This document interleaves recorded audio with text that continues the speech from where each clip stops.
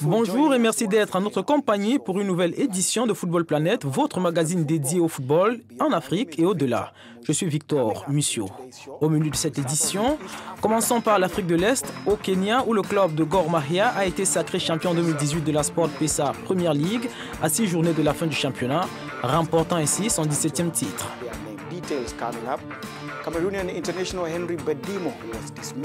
L'international camerounais Henri Bedimo, licencié jeudi par son club de l'Olympique de Marseille pour faute grave. Marseille l'accuse d'avoir érigé une académie sportive à Douala en partenariat avec son ancien club Montpellier, alors qu'il est toujours sous contrat avec le club phocéen. Les détails à suivre. Près de 40 freestylers originaires de 20 pays à travers le continent se rencontrent à Lagos au Nigeria en septembre pour la première édition du championnat africain de freestyle. Un événement qui vise à promouvoir cette discipline de football. Nous avons fait le tour de ce que vous aimeriez savoir. Commençons tout de suite cette édition de Football Planet. À 6 journées de la fin de la Sport Pesa Premier League, le championnat du Kenya, le champion sortant Gor Mahia a d'ores et déjà réussi à conserver son titre. Le club glane ainsi le 17e titre de son histoire. 17e titre de champion pour Gor Mahia. Le club de Nairobi a remporté avec la manière le classique du championnat kényan face à AFC Léopard, 2-0. Une victoire qui lui permet de battre un record en première division. Avec 23 points au compteur, Gor Mahia est sûr de ne pas pouvoir être rejoint par ses concurrents alors qu'il reste seulement 6 rencontres à jouer en Sport Pesa Premier League. La victoire du champion du Kenya a pourtant failli tourner au drame après que les fans d'AFC Léopard s'en sont pris aux installations du stade Kasarani de Nairobi après le deuxième but de Gor Mahia sur une action litigieuse. Des protestations véhémentes qui n'ont pas empêché Gor Mahia de dominer le derby par la flamboyance de son jeu. Avec cette victoire, les hommes de Dylan Kerr ont fait le plein de confiance en attendant leur match en Coupe de la Confédération de la CAF ce mercredi contre USM Alger en Algérie. On rappelle, Gor Mahia a déjà remporté la Super League régionale contre Simba SC de Tanzanie, c'était en juillet dernier. Les jeunes Ougandais sont venus à bout de l'Éthiopie 3-1 pour décrocher leur qualification à la CAN 2019 dans la zone CECAFA. Cette victoire signifie que l'Ouganda rejoint l'Angola qui s'est qualifié dans la zone sud, le Cameroun qui représente la zone centre et la Tanzanie qui organisera le tournoi l'année prochaine. Les 4 premières équipes parmi les 8 qui participeront à la compétition seront qualifiées pour la Coupe du Monde des moins de 17 ans, prévue au Pérou en octobre 2019.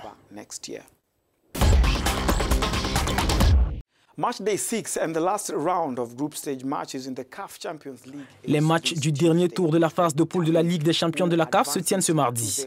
Ils détermineront les équipes qualifiées pour les quarts de finale. Dans le groupe A, les Égyptiens d'Al Ahly et les Tunisiens d'Espérance se sont déjà qualifiés.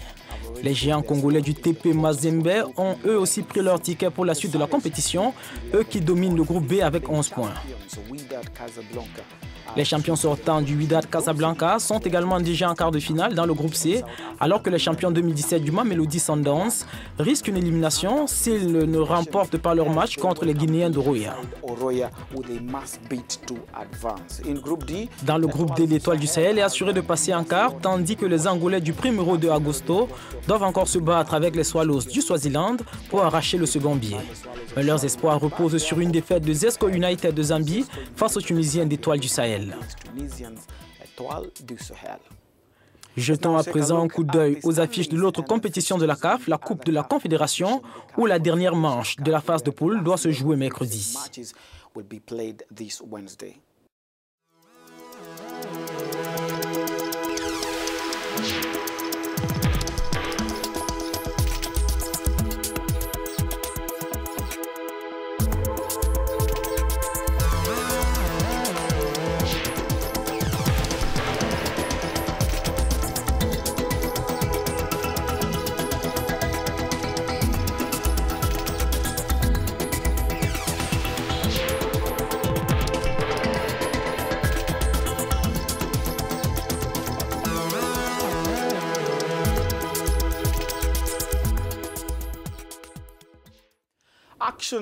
Les hostilités dans la phase de qualification pour la CAN 2019 au Cameroun reprennent ce week-end avec quelques affiches alléchantes à suivre.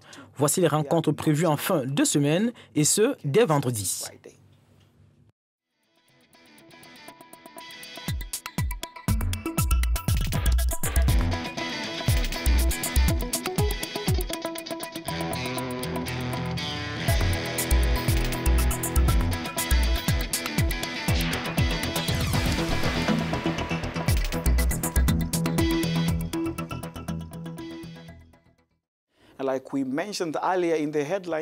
L'international camerounais Henri Bedimo, licencié jeudi par son club de l'Olympique de Marseille pour faute grave. Marseille l'accuse d'avoir érigé une académie sportive à Douala en partenariat avec son ancien club Montpellier, alors qu'il est toujours sous contrat avec le club phocéen. Les détails à suivre. L'international camerounais Henri Bedimo a réagi après son limogeage jeudi par son club français de l'Olympique de Marseille sur ce que le club a qualifié de faute grave. Bedimo a déclaré au journal français L'Équipe que son licenciement était injuste et abusif. L'ailier s'est dit convaincu que le club voulait mettre fin à son contrat par tous les moyens sans lui verser aucun avantage. De son côté, le club français lui a répondu dans l'affirmation de L'Équipe. Nous avons été totalement stupéfaits par cette affaire car le club n'a jamais été informé de cette initiative. Les médias ont découvert que l'un de nos joueurs, qui avait un devoir de loyauté et d'exclusivité, venait de créer un centre de formation au Cameroun. Il est donc totalement justifié de mettre fin au contrat de travail du joueur en question. Nous sommes très calmes sur le reste de la procédure. Marseille l'accuse d'avoir construit une académie à des fins sociales et éducatives dans sa ville natale de Douala, en partenariat avec son ancien club de Montpellier, toujours sous contrat jusqu'en 2019. Bedimo n'était apparu que 3 fois dans un maillot de Marseille la saison dernière, après avoir échoué dans les plans de son entraîneur Rudy Garcia. L'ailier camerounais dit que le projet remonte à plusieurs années en 2012, alors qu'il jouait encore pour Montpellier. Il a rejoint Marseille en 2016. Meroum Divine est au Cameroun et il s'exprime sur cette question. Bonjour Divine, merci d'être en ligne. Bedimo a indiqué que les griefs exprimés par Marseille et qui font de son licenciement sont infondés. Qu'est-ce que cela vous inspire?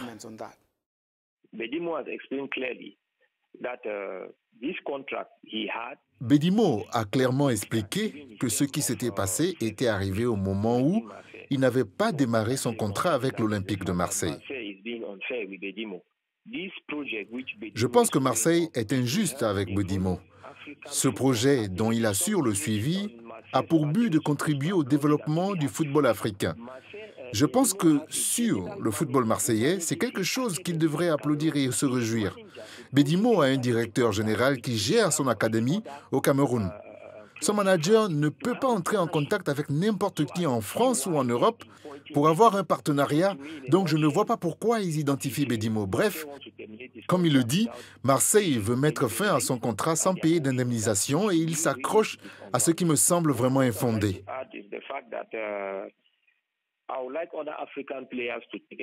Ce que j'aimerais ajouter, je voudrais que d'autres joueurs africains suivent la suite pour développer le football en Afrique.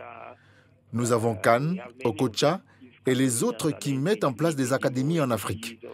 J'encouragerai les autres joueurs africains qui jouent en Europe à suivre le même exemple et à développer notre football africain. Vous voyez, nos équipes ne peuvent pas aller au-delà du premier tour de la Coupe du Monde. Eh bien, c'est parce que notre football n'est pas développé. Si nous faisons cela, nous verrons des changements. Nous commencerons à bien performer en Coupe du Monde. Nous avons besoin de telles académies sur tout le continent.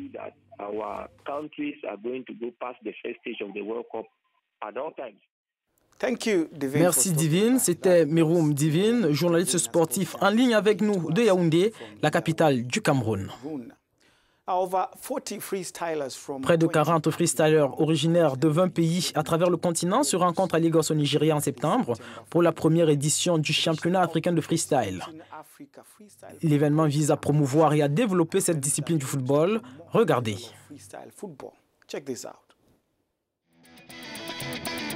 Plus de 20 participants au championnat d'Afrique de football acrobatique 2018 qui se tiendra à Lagos au Nigeria du 13 au 15 septembre prochain. Le premier tournoi destiné à soutenir le développement du football freestyle sur le continent. Après l'organisation réussie du championnat du Nigeria l'année dernière, la présidente du comité d'organisation, Valentine Ozigbo, a déclaré que la compétition a engendré le championnat d'Afrique.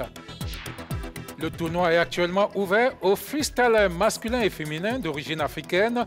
La finale accueillera également des professionnels du freestyle international, le détenteur du record du monde Guinness, Iya Traoré, et la freestyler brésilienne Raquel Benetti. Il est communément admis que le handicap n'est pas une incapacité et que le football est un jeu ouvert à tous. Un groupe de footballeurs a créé la toute première équipe de football composée de personnes atteintes de paralysie cérébrale. Ils espèrent pouvoir atteindre le niveau pour la compétition internationale. Le football pour personnes atteintes de paralysie cérébrale est officiellement présent dans 60 pays à travers le monde. Regardez ce reportage d'Armel Nga et d'Ignatius Anor. Sur ce terrain sont rassemblées des personnes atteintes de paralysie cérébrale qui jouent au football dans l'espoir d'atteindre les étapes de la compétition mondiale. C'est la toute première équipe de football égyptienne créée par Abdallah Issam, lui-même atteint de paralysie cérébrale, pour lutter contre la stigmatisation qui empêche les athlètes handicapés en Égypte de poursuivre leurs objectifs. Nous espérons que tout le monde entendra parler de nous et je souhaite que les personnes handicapées ou atteintes de paralysie cérébrale se joignent à nous afin d'avoir une plateforme plus importante de communication avec les responsables gouvernementaux afin de créer une fédération et une ligue ici en Égypte. Les jeunes hommes atteints de paralysie cérébrale se sont précipités pour rejoindre l'équipe afin de pouvoir pratiquer ce sport plus confortablement. J'ai commencé à jouer au football il y a longtemps, mais dans cette équipe, je me suis retrouvé en pleine liberté. En jouant avec mes amis, jouissant d'un parfait état de santé, il y avait des gens qui disaient qu'on devait faire attention à moi. En jouant avec mes amis ici, je ne me sens pas du tout comme ça et j'ai le sentiment d'être libre. Nous sommes égaux et il n'y a pas de pression psychologique. L'équipe a invité les responsables gouvernementaux à venir les voir jouer. Ils espèrent créer une ligue en Égypte où tous les individus ayant une déficience motrice pourraient y adhérer. En 1978, la première compétition internationale de foot de paralysie cérébrale a eu lieu en Écosse. C'est tout ce que nous avions prévu pour cette semaine. Je vous reverrai lundi à la même heure sur la même antenne. Vous pouvez retrouver cette émission et le reste de l'actualité sportive sur le site africanews.com/sport. Je suis Victor Mussio. Au revoir.